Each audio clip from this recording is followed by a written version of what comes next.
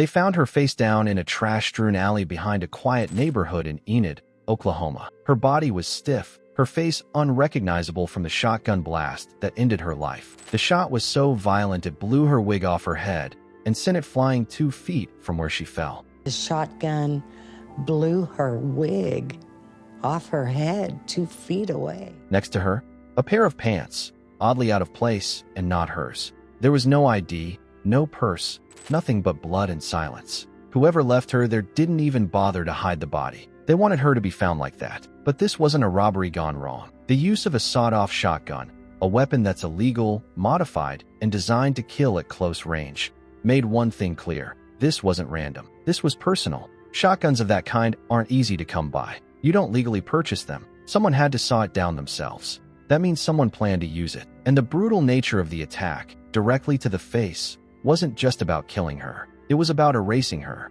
At first, police didn't even know who she was. No one had reported her missing. That's what made things so chilling. Days had passed since she was last seen, but not a single missing persons report was filed. Officers canvassed the area, knocking on doors, showing photos, asking questions, until someone at the courthouse recognized her. Martika Ferguson, just 27 years old. And this is where it gets even more heartbreaking. Martika had visited her 8-year-old son and her mother, Effie, just a week earlier. It was a normal night. Pizza, movies, laughter. She curled up on the couch with her little boy like it was any other weekend. She kissed him goodnight and said she'd see him soon. But that night would be the last time her family ever saw her alive. When Martika didn't show up for a scheduled visit the following weekend, her mom started to worry. But no one expected what came next. On the night of November 29th, police knocked on Effie Ferguson's door. They didn't ask any questions. They just showed her a picture, graphic, undeniable. A mother knows her child's face,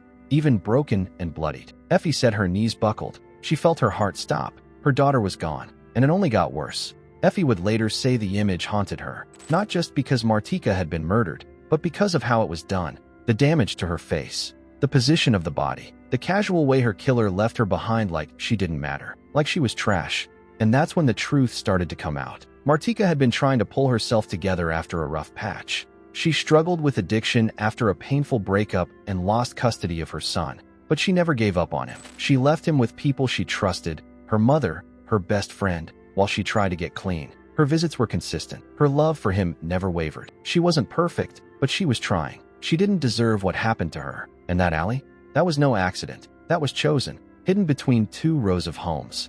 No lights, no cameras, at least not at first glance. Whoever killed Martika led her there, quietly, casually, like they were just taking a walk. But cameras don't lie. And what they captured next would finally shine a light on the man who thought he'd gotten away with murder. And that's when everything started to unravel. Martika Ferguson wasn't just another name in a headline. She was a mother, a daughter, and the kind of person who lit up every room she walked into. People called her Taika, a nickname that stuck because it matched her personality. Playful, sweet, unforgettable. Her laugh was loud, her hugs were tight, and when she smiled, it felt like everything was okay, at least for a moment. But behind that smile, things were falling apart. After splitting from the father of her child, Martika started to spiral. Depression crept in quietly, then took over. To numb the pain, she turned to substances that only made things worse. Friends say she wasn't trying to hurt anyone. She was just trying to feel better. But the more she searched for relief, the more she drifted away from the life she once loved. Eventually, the court stepped in.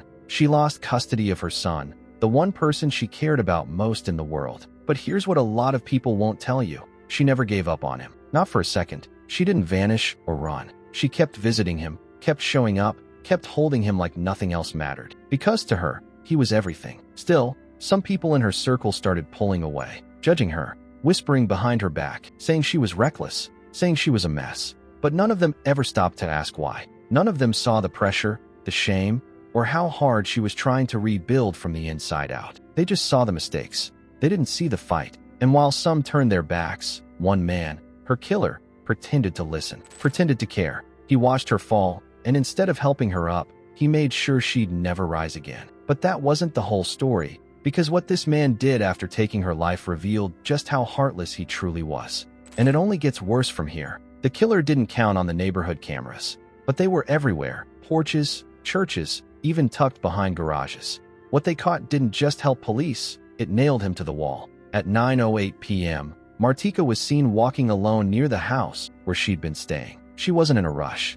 No signs of fear, just a cigarette in her hand and a calmness that made what came next even harder to watch. 2 minutes later, she's seen again, this time with a man. Not just any man, though. He's wearing a leather jacket with the words "Live to Ride" across the back and a cowboy-style hat like he wanted to be noticed. Bold, almost cocky. And then something strange, the way he walks. One leg stiffer than the other, almost like he's hiding something heavy, a bulge around his waist. Police later said it looked like he was clutching something near his side, something he didn't want her to see. More footage followed. Camera after camera picked them up, walking through the dark neighborhood. No yelling, no pushing, just casual conversation, as if nothing was wrong. But then, they turned down the alley, the one spot with no lights, the one place where the cameras couldn't fully follow. And just like that, Martika was gone. At 9:20 p.m., a loud bang tore through the silence. One single, unmistakable blast, and the cameras caught it. Not just the sound, but a bright muzzle flash lighting up a backyard fence like a firework. That wasn't a car backfiring. That was the exact moment Martika's life was taken. The timestamp on the footage matched the moment her body hit the ground. Her killer didn't run. He didn't panic. He just walked out of the alley, climbed on his motorcycle, and rode away like nothing happened. And that wasn't even the craziest part. He didn't run. He didn't hide. He didn't even bother changing clothes. Just minutes after Martika's murder, the same man, still wearing the Live to Ride jacket, still on the same motorcycle, was caught on camera pulling up to a local Walmart, like he was just running errands, like he hadn't just taken a life. And the time? Exactly 25 minutes after the gunshot echoed through that alley. What kind of person commits a crime like that, then casually strolls into a store filled with cameras? It was bold. It was careless. Or maybe, it was just pure arrogance. He thought no one was watching, but every step he took was being recorded, and every clip made the case against him stronger. He didn't even try to cover his tracks. Surveillance showed him actually riding the motorcycle up to the store's entrance, parking it in plain view, and walking in as if nothing had happened. No rush, no nerves, just business as usual. But here's the thing. The jacket he wore in the alley was the exact same one he wore inside Walmart. Same eagle on the back, same fit, same man. That one jacket connected him to both scenes, the murder and the aftermath. It was as if he wanted to be seen. Police weren't guessing anymore. They had visual proof of his face, his movements, his clothes, and his timeline. All of it was stacking up. But what they didn't have yet was a name. That was about to change. Because once someone came forward and dropped his name, everything came crashing down. It only took one phone call to blow this case wide open. A tip came in, anonymous, but solid. Someone said a man named Shane Perosi had bragged about killing Tyka.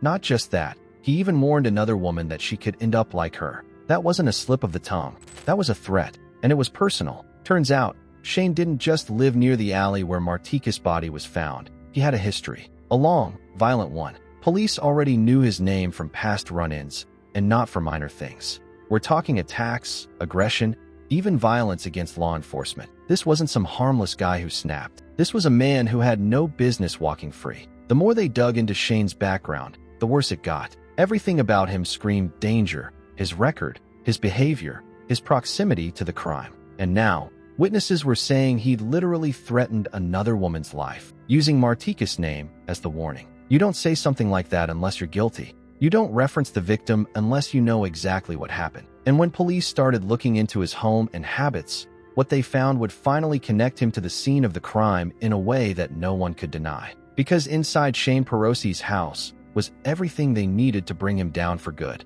When police finally kicked in Shane Perosi's door, they weren't just hoping to find answers. They knew what they were looking for. And within minutes, they found it all. Inside his garage was the exact same motorcycle seen on video, the one he casually rode away on just minutes after Martika's life was taken. Parked, untouched, like it had nothing to do with the crime. But it gets worse. Hanging nearby, the same leather jacket with the Live to Ride eagle on the back, unmistakable and damning. And then came the weapon. Tucked inside a headboard, hidden like a coward hides guilt, was a sawed-off 12-gauge shotgun. The same kind used to take Martika's life at close range.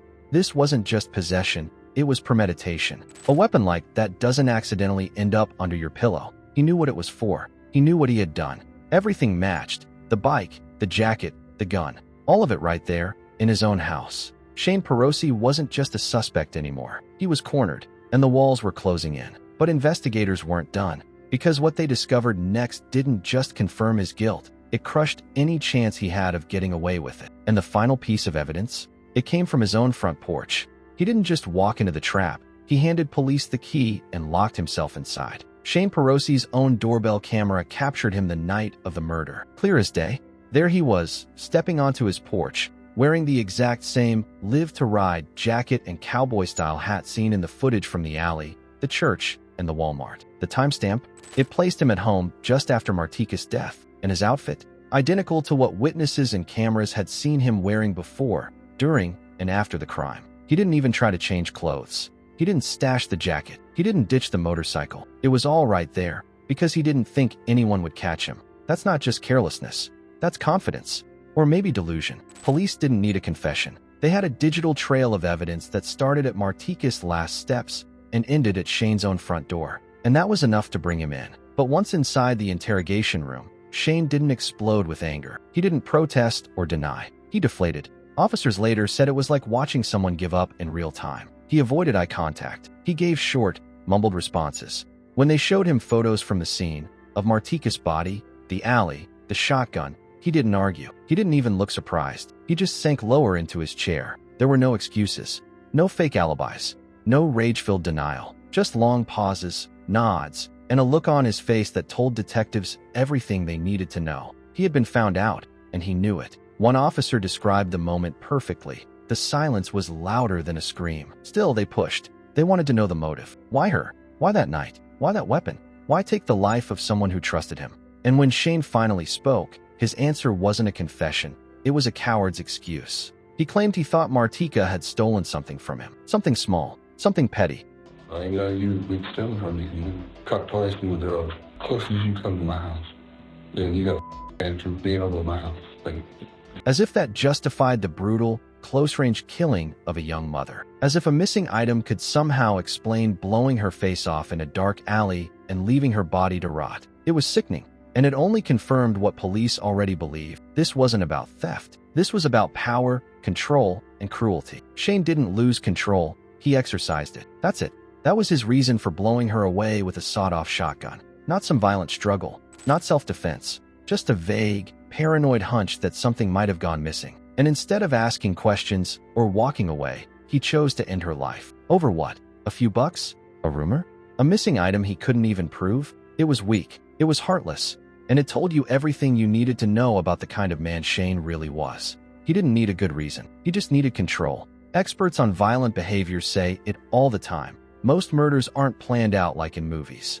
They start over small, irrational things. Jealousy, pride, ego, or, in this case, an accusation with zero proof. But what separates the rest of us from people like Shane is that we don't shoot someone in the face to settle a score. Martika didn't pose a threat. She wasn't violent. She wasn't armed. She trusted him enough to walk into that alley with him. And he used that trust as a weapon. That's not a moment of rage. That's cold-blooded cruelty. He had time to stop, time to think, time to walk away. But he didn't. He chose to end a life over something that could have been solved with one conversation. But the real blow came next. Not from police, not from prosecutors. It came from someone much smaller and far more powerful than Shane ever expected. Because when Martika's son had his say in court, everybody in that room felt it. Shane Perosi never should have had a weapon in the first place. Because of his felony record, it was illegal for him to own or carry a firearm. But that didn't stop him. Instead of obeying the law, he hid a sawed-off shotgun, a modified, close-range weapon designed for one thing: